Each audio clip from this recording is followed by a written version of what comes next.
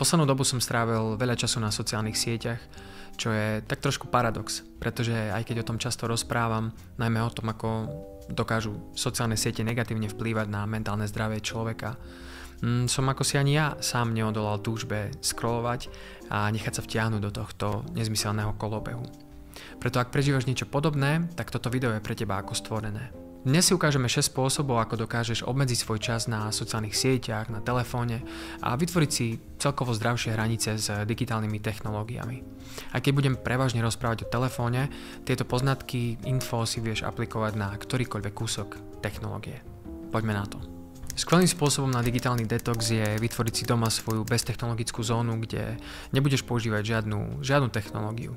U mňa je to napríklad spálňa, čiže v spálni vlastne vôbec nepoužívam telefón. Nepoužívam tam ani notebook a nemám tam ani telku. To znamená, že vždy, keď idem spať alebo tesne predtým zoberiem svoj telefón a presuniem ho do inej izby, teda do obývačky a nechám ho tam počas celej noci. Nastavím si budík a môžem ísť spať v kľude a v pohode. Pretože najhoršie, čo môžeš spraviť, je zaspávať s telefónom v ruke.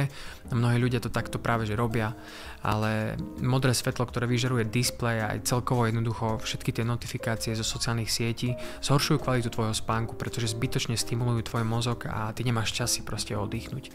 Jediný spôsob pre mňa je vlastne ako to eliminovať, dať telefón do druhej izby a tým pádom to nemusím riešiť. Ak máš pocit, že sa napríklad nezobudíš alebo že nebudeš počuť svoj budík, ja som z tých ľudí, ktorí s tým nemajú problém, ale chápem, že s tým problém môžeš mať, no tak možno je čas vlastne investovať do nejakého normálneho budíku, ktorý si fakt, že kúpiš a bude ti slúžiť iba na to, aby ťa zobudil, že jednoducho nebudeš používať svoj telefón ako budík. No, chápeme sa. Poďme ďalej. Druhým spôsobom je vypnúť si notifikácie. Znie to úplne, že banálne vlastne, že prečo by som to robil, ale notifikácie často fungujú ako spúšťač návykového správania. Pretože vždy, keď počuješ, tvoj mozog vlastne dostáva signál, že sa v tvojom telefóne niečo stalo a ty jednoducho nevyhneš sa tomu, aj keď chceš, aj keď sa snažíš vlastne na to nereagovať, nevyhneš sa zvedavosti, ktorú to v tebe vyvolá a budeš vlastne siahať po telefóne a pozerať sa, že vlastne, že kto mi píše alebo čo sa stalo. A jediným spôsobom, ako eliminovať túto potrebu, je vypnúť si notifikácie.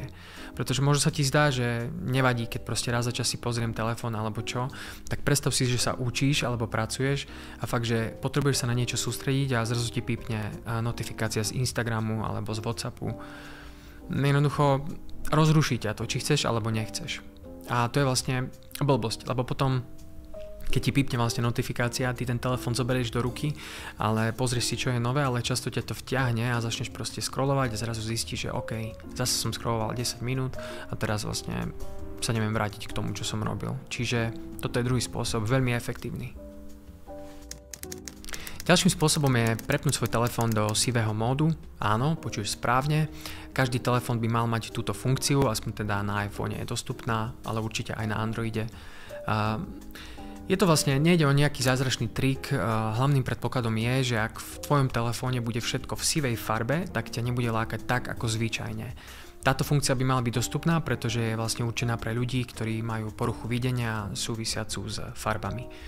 Ja som to napríklad mal tiež zapnuté na nejaký čas a fakt sa mi zdalo, že všetky veci, ktoré som na telefóne pozeral, tak boli v sivej, fadnej farbe, čiže ma ako si nepriťahovali tak, ako zvyčajne. Jednoducho všetky tvoje fotky, videá, apky, to všetko bude v sivej farbe. Aj keď si otvoríš Instagram, keď si otvoríš proste Twitch, to je úplne že jedno. Všetko vlastne budeš mať v sivej farbe a tým pádom predpoklad je, že ťa to nebude lákať tak, ako obyčajne. Čo je super, ak chceš nájsť nejaký spôsob na digitálny detox alebo ako jednoducho tráviť menej času na telefóne. Spôsob číslo 4 je skús vydržať prvú hodinu svojho dňa bez telefónu. Podľa môjho názoru je prvá hodina tvojho dňa úplne najdôležitejšia, pretože často určuje to, aký budeš mať zvyšok dňa. Čiže keď ráno vstaneš a hneď začneš scrollovať, ochudobnieš sa o dobrý štart do tvojho dňa.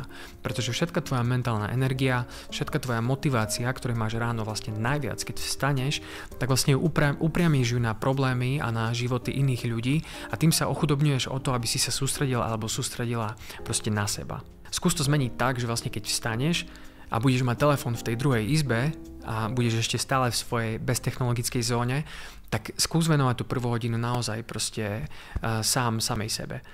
Skús napríklad meditovať, môžeš sa pomodliť, môžeš si napísať do denníka, čo ťa čaká, alebo za čo si vďačný.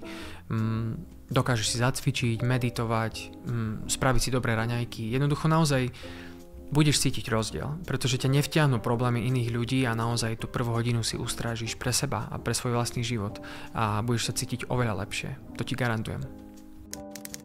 Ďalším spôsobom, teda spôsobom číslo 5, je sleduj účty, ktoré ťa inšpirujú. Neviem, či si sa zamýšľal alebo zamýšľala nad tým, aké účty vlastne, dajme tomu na Instagrame, sleduješ. Sú to vlastne tvorcovia, ktorých obsah ti spríjemňuje život alebo proste ťa rozosmieva, je to niečo, čo ťa nejako inšpiruje, alebo naopak je to obsah, ktorý ti berie viacej akoby tvojej energie a rozrušuje ťa. Pretože napríklad veľa ľudí jednoducho sleduje správy, sleduje politiku a pre mňa osobne sú to veci, ktoré mi často, ak si to neustrážim a nechám sa do toho vtiahnuť, mi berú strašne veľa mojej energie a preto vlastne nedokážem to sledovať a potom sa cítim sa zle. Potom sa z toho cítim zle, akože úprimne naozaj je to pre mňa obsah, ktorý mi viac berie ako dáva. A preto viem vlastne, že nemôžem to s týmto akoby prehnať a radšej preto sledujem veci, ktoré sú buď vtipné, alebo nejakým spôsobom ma dokážu edukovať a tak. Je to strašne podstatné, pretože už keď si na sociálnych sieťach a tráviš tam časť svojho dňa, tak to skús využiť naozaj čo najviac efektívne pre teba, aby si z toho odniesla čo najviac pozitívneho, ako dokážeš. A môjim ďalším tipom je, nezabúdaj na reálny svet. Ako by povedal Gandalf, The world is not in your books and maps. It's out there. Reálny ľudský kontakt nedokáže nahradiť žiadna digitálna technológia. Môžeme sa o to snažiť, môžeme si vymyslieť, neviem, aký proste videočet, môžeme si písať non-stop, ale asi sám alebo sama uznáš, aspoň ja to tak mám, že keď sa rozprávam s druhým človekom, potrebujem vidieť viac ako len to, vlastne, čo rozpráva alebo píše. Potrebujem alebo vnímam to, ako sa tvári, vnímam to, ako vonia, vnímam to, ako má reč tela, ako sa tvári, rôznu mimiku, proste tváre, gestá a všetky tieto veci, alebo dotyky. To všetko vlastne tvorí takú komplexnú skladačku ľudskej reči, ktorá vlastne nedokážeme to zreplikovať, možno zatiaľ, možno sa niečo stane prevratné, ale neviem si to predstaviť naozaj, že tá ľudská komunikácia je extrémne dôležitá, tá reálna ľudská komunikácia, takže nezabúdaj na to, nezabúdaj na reálny svet a nezabudni ma sledovať, pretože ti budem prinášať ďalej vlastne väčšie množstvo takéhoto obsahu, nech môžeme spoločne rásť, nech sa dokážeme posunúť a využívať silné stránky týchto vecí, pretože môžeš sa rozhodnúť, že budeš žiť bez svojho telefónu alebo jednoducho, že ho vyhodíš a začneš fungovať bez neho. Ja som to chcel takisto robiť nejaký čas takto, ale potom som si uvedomil, že by to bolo asi zbytočné, pretože mať telefón je super, mať sociálne siete je super. Jednoducho sú to veci, ktoré sú fakt skvelé, keď ich vieš používať s mierou a keď ich vieš používať efektívne a to sa vlastne musíme naučiť, pretože prišlo to, všetky sociálne siete jednoducho prišli, úplne nás to prevalcovalo, všetky tie benefity toho, čo sa deje, keď to máme, aký vlastne život oveľa ľahší, ale úplne sme zabudli na to vlastne, že čo to dokáže spraviť s našim mentálnym zdravím a k tomu budeme venovať až príliš veľa času. No a ja sa ti s tým budem snažiť pomôcť, takže maj pekný deň, užívaj život a nezabúdaj na tieto tipy.